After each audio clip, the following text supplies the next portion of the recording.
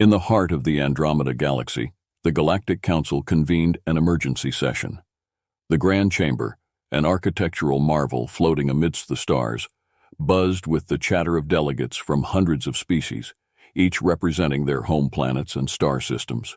The urgency in the air was palpable as the Supreme Chancellor, a towering figure with shimmering blue scales, called for order. "Gentle beings of the Council," the Supreme Chancellor's voice echoed through the chamber, amplified by the advanced acoustics of the room. "We face an unprecedented threat. The humans of the Milky Way have expanded their territories at an alarming rate, showing little regard for existing treaties or galactic laws. Their military might and technological advancements are unparalleled. We must act swiftly." A holographic map of the galaxies sprang to life in the center of the chamber, highlighting the rapid human expansion. The hologram detailed the numerous planets and systems that had fallen under human control in a remarkably short period. Red lines marked the aggressive encroachments, crisscrossing peaceful zones and neutral territories. The delegates murmured in concern, their varied voices blending into a cacophony of unease. The Council had always believed in peaceful coexistence and diplomatic resolutions, but the humans were proving to be an unpredictable force. The Supreme Chancellor continued, "We have no choice but to issue a ceasefire directive. We must prevent further conflict and ensure the stability of our galaxies. All in favor?" Before the vote could be cast, Ambassador Tavarn of the Trion Empire, a respected elder with silver fur and piercing green eyes, stood up. "Supreme Chancellor, if I may speak?" The Chancellor nodded, granting the floor to Tavarn. "Esteemed delegates," Tavarn began, "we must understand the human psyche.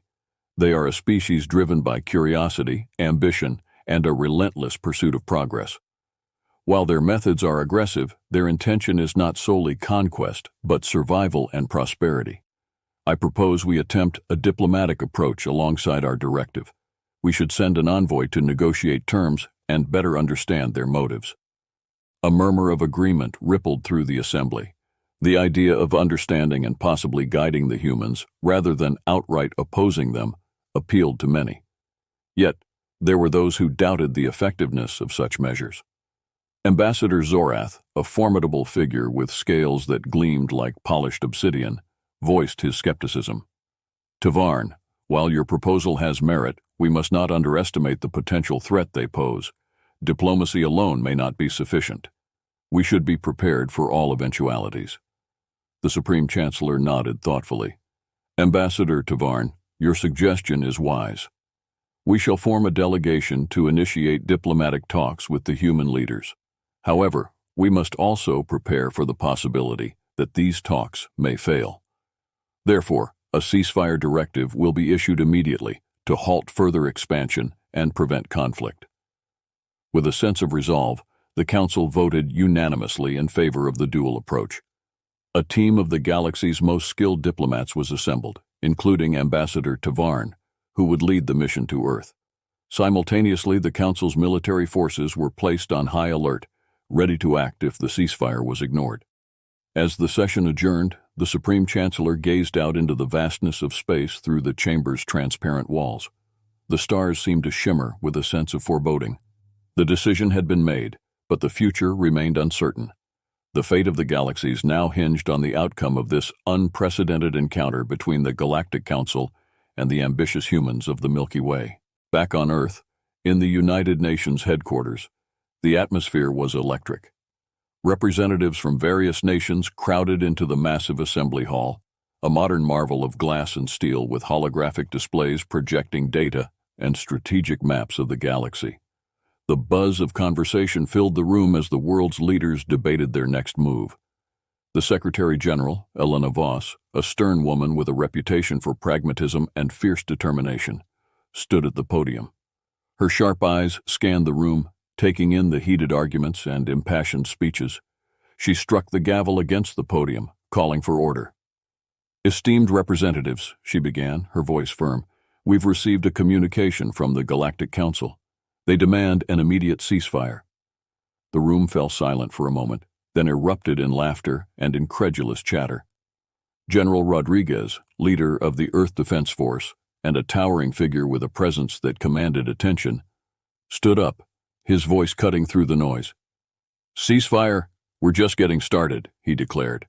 His words met with cheers from some of the representatives. "Our fleets are stronger than ever, and we've barely scratched the surface of what we can achieve. Why should we stop now?" Secretary General Voss raised her hand to silence the room. "General, this is not a matter to be taken lightly. The Galactic Council is a powerful entity, representing countless civilizations. We risk making enemies of entire galaxies.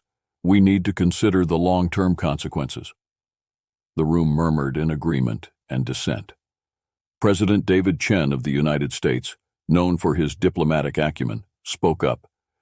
"Secretary General Voss is right. While our technological advancements and military might are impressive, we must not underestimate the capabilities and resolve of the Galactic Council. A diplomatic approach may be our best course of action."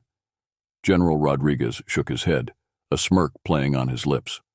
"Diplomacy is fine, but we need to show strength. The Council needs to understand that we won't be bullied or intimidated." Amidst the debate, Dr. Alicia Kumar, a renowned scientist and head of the Space Exploration Committee, stood up. Her voice, though calm, carried the weight of authority. "We must remember that our expansion is driven not just by ambition, but by necessity. Earth's resources are finite, and the discoveries we've made in the neighboring galaxy could secure our future. However, this does not mean we should ignore the Council's directive. We need a balanced approach." The representatives nodded, considering her words. Secretary General Voss took a deep breath. "Dr. Kumar makes an excellent point. We need to balance our ambitions with diplomacy. I propose we send a delegation to the Galactic Council to negotiate terms while we continue our exploration and expansion in a measured and respectful manner." The proposal was met with a mixture of approval and skepticism. After a lengthy debate, a vote was cast. The majority agreed to the dual approach. Continue expanding, but with a more cautious strategy, and open a dialogue with the Galactic Council. A delegation was swiftly assembled, consisting of seasoned diplomats, military advisors, and scientific experts. They were tasked with representing humanity's interests while seeking a peaceful resolution with the Council. Among them was Ambassador John Carter, a charismatic diplomat known for his negotiation skills and deep understanding of interstellar politics. As the delegation prepared to depart for the Andromeda Galaxy, humanity's leaders turned their attention back to the immediate challenges. The fleets continued their missions, but with a renewed sense of caution. The hope was that the diplomatic efforts would buy time and pave the way for a more stable and prosperous future. In the grand scheme of the universe, humanity's bold stance was a gamble. The outcome of the negotiations would determine whether they would be seen as partners in the galactic community or as a threat to be contained. The stakes were high, and the path ahead was fraught with uncertainty. But for now, humanity's resolve remained unshaken, their eyes set on the stars, ready to face whatever challenges lay ahead. The Galactic Council's warning had gone unheeded. Humanity's fleets, led by the formidable Admiral Hayes, continued their aggressive expansion.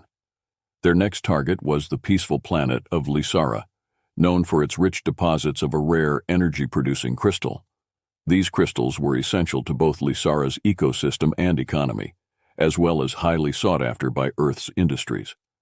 Lisara, a jewel of biodiversity, was home to the Lisarans, a serene and advanced species that had long valued harmony over conflict. Their cities were marvels of architecture, seamlessly integrated into the lush landscapes. They had no standing army, relying entirely on the Galactic Council for protection. As the human fleet approached, a desperate call for help was sent to the Council. The message reached the Council just as the delegation from Earth was beginning their negotiations.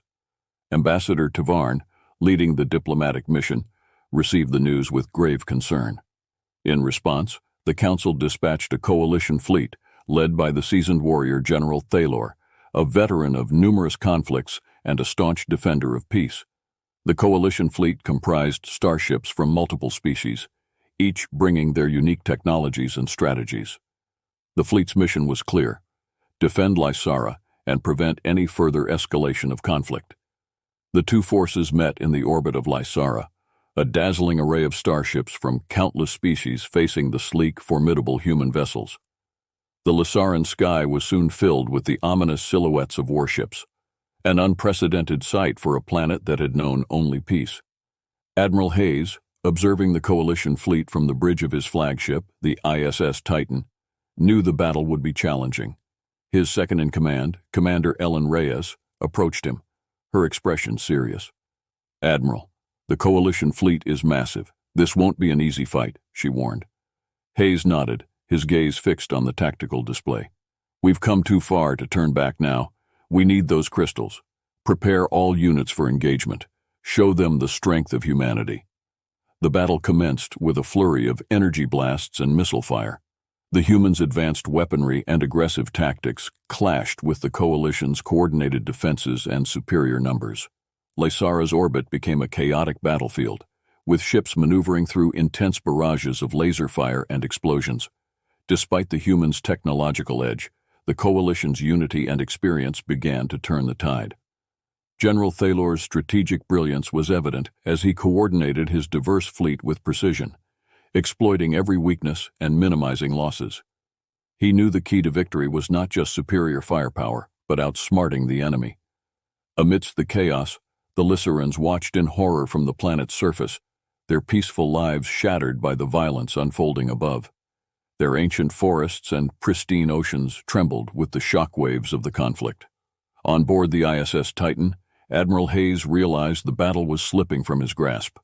His ships were taking heavy damage, and the coalition forces showed no signs of relenting. He ordered a retreat, knowing that continuing the fight would only lead to more unnecessary losses. "All units fall back," Hayes commanded. "We'll regroup and find another way."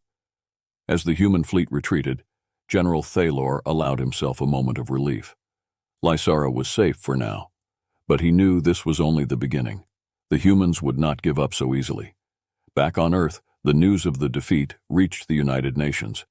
The initial confidence had given way to shock and frustration. The Secretary General called an emergency session to reassess their strategy. "Admiral Hayes did what he could, but we underestimated the Galactic Council's resolve and resources," Secretary General Voss stated, her tone grim. "We need to rethink our approach. We cannot afford another direct confrontation like this." President Chen, visibly troubled, added, "We need to understand that we're facing a coalition of civilizations, each with its own strengths. This isn't just about military might, it's about building alliances and finding common ground." Dr. Kumar, ever the voice of reason, suggested, "We need to accelerate our diplomatic efforts. Ambassador Carter and his team must make it clear to the Council that we seek coexistence, not conquest. We must show them that humanity can be a responsible member of the galactic community." As humanity regrouped and reflected on their first skirmish, the delegation led by Ambassador Carter intensified their negotiations with the Galactic Council. The stakes were higher than ever, with the fate of interstellar relations hanging in the balance. The initial skirmish over Lisara was a harsh lesson for humanity, a reminder of the complex and dangerous path they had embarked upon. The road to peace and cooperation was fraught with challenges, but it was a path they had no choice but to pursue. The future of humanity's place in the galaxy depended on it. The aftermath of the battle left both sides licking their wounds. The Galactic Council, though victorious, recognized the human threat as more formidable than previously thought. Humanity, on the other hand, was forced to reconsider its aggressive expansionism. The tension between the two sides reached a critical juncture. In the heart of the Galactic Council's capital, the delegates reconvened in an atmosphere thick with anticipation and anxiety. The Grand Chamber, with its towering columns and shimmering holographic displays, was filled with representatives from every corner of the galaxy. The Supreme Chancellor stood at the podium, ready to address the assembly. "Gentle beings of the Council," the Supreme Chancellor began, "the recent conflict at Lisara has shown us the determination and capability of humanity. We must find a way to coexist with them. Ambassador Tavarn, you have the floor." Ambassador Tavarn, who had been in the midst of negotiations with the humans, stepped forward. His silver fur and piercing green eyes reflected the weight of the moment. Esteemed delegates, our initial approach has met with mixed results. The humans are ambitious and powerful, but they are also willing to negotiate. We must extend our hand in peace and find a way to integrate them into our galactic community. As Tavarn spoke, the delegation from Earth, led by Ambassador John Carter, arrived at the chamber. Carter, a charismatic and skilled diplomat, approached the podium. Supreme Chancellor, esteemed delegates, I come here representing a humanity that seeks not only survival but cooperation. We understand the concerns raised by our recent actions, and we are committed to finding a peaceful resolution. The chamber buzzed with murmurs as Carter continued. Humanity's expansion was driven by necessity. Our planet's resources are dwindling, and we sought new opportunities among the stars. However, we acknowledge the need for balance and respect for the existing civilizations. We propose a new alliance, one based on mutual benefit and shared knowledge. Ambassador Tavarn nodded in agreement. Ambassador Carter speaks the truth. We have seen both the strengths and the vulnerabilities of humanity. By working together, we can ensure peace and prosperity for all our civilizations. Meanwhile, back on Earth, the United Nations was holding its own discussions. The initial euphoria of conquest had given way to a more sober realization of the challenges ahead. Secretary General Voss addressed the Assembly, her tone resolute. We've faced a setback, but it's also an opportunity, she said.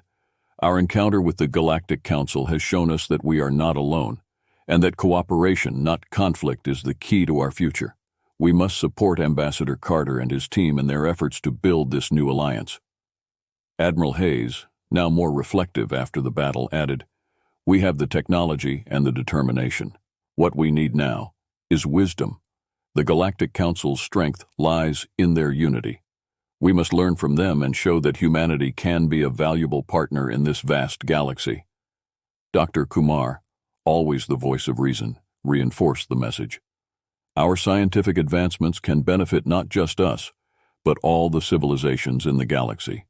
By sharing our knowledge and resources, we can build a future where everyone thrives.